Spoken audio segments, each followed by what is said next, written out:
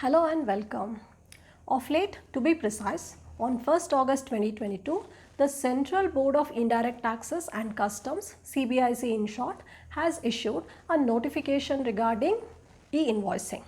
The crux of this notification is the reduction of threshold limit for generation of e-invoices by GST registered suppliers from Rs 20 crore to Rs 10 crore, and this notification would be effective from 1st October 2022.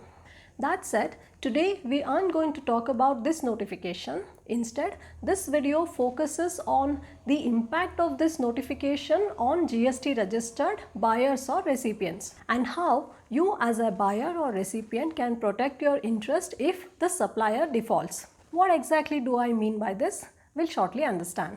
But first, let's understand some basic concepts like what's e-invoicing, who is liable to generate e-invoices, then what if someone liable doesn't generate e-invoices, and what are its implications on buyers, and in the end we'll see how you as a buyer of goods or recipient of services can identify if a particular supplier is required or not to generate e-invoices.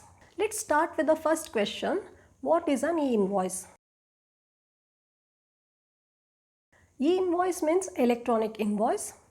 E-invoicing or electronic invoicing is a system in which B2B invoices are electronically uploaded and authenticated by the e-invoice system portal. Key things to note here are e-invoicing would be applicable only for B2B, that is business to business transactions, that is a GST registered person supplying to another GST registered person. In other words, this is not applicable for B2C, that is business to consumer transactions, that is a GST registered person supplying to an unregistered person. When any supply is made, the supplier would generate tax invoice. So to generate e-invoice, this tax invoice is uploaded to the invoice system portal. The portal then validates the data and returns a unique invoice reference number. So all e-invoices would contain IRN. Next, who is liable to generate e-invoices?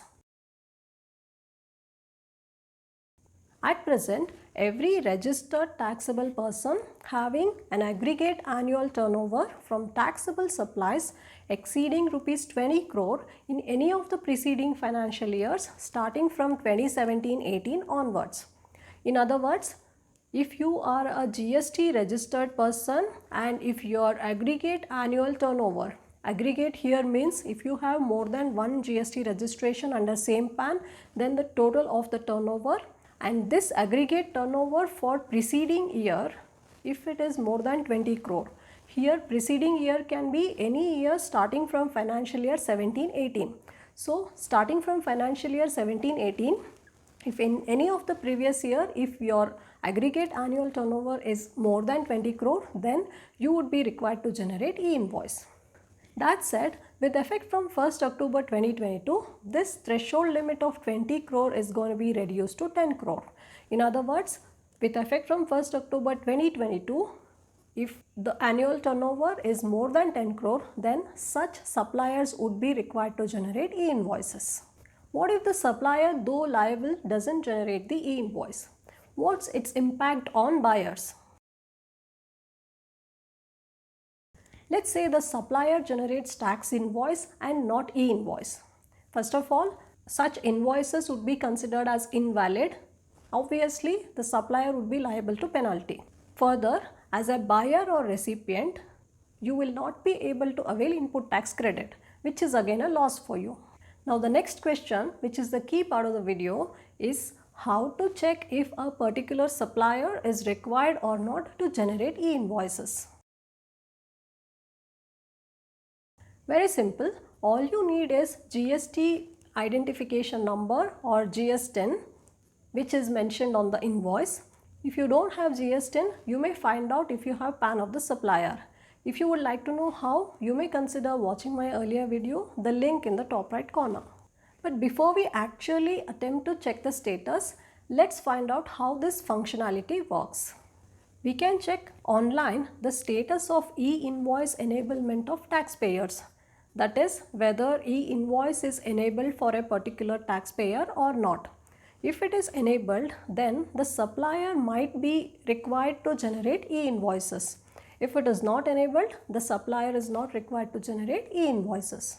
Let's now see how to check the status. Navigate to the e-invoice portal, hover over search, click e-invoice status of taxpayer. This will navigate you to the status of e-invoice enablement of taxpayer. Enter GST of the supplier, enter CAPTCHA, click on Go. If the turnover is within the threshold limit, the status would be e-invoice not enabled for the taxpayer, which means that the supplier is not liable to generate e-invoices. But if the turnover of the supplier has crossed the threshold limit, that is as of now 20 crore and with effect from 1st October 2022, it's going to be 10 crore. Then the status would be enabled for e-invoicing, which means that the supplier might be required to generate e-invoices. If you have observed, I said the supplier might be required to generate e-invoices. It's because certain categories of suppliers are exempt from generating e-invoices. Let's first find out who are exempt.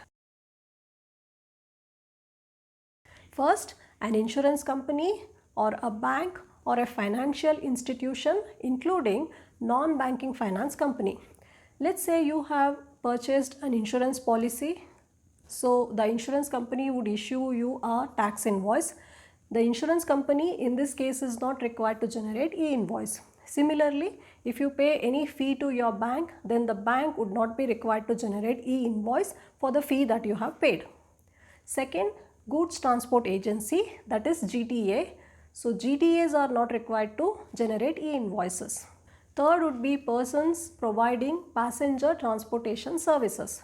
Let's say you hire a car and you get invoice for the car hire charges. In this case, e-invoice would not be required. Fourth would be admission to exhibition of movies in multiplexes. So if you go to a multiplex to watch a movie, then the multiplex is not required to provide you e-invoice. Then SEZ units are not required to generate e-invoices.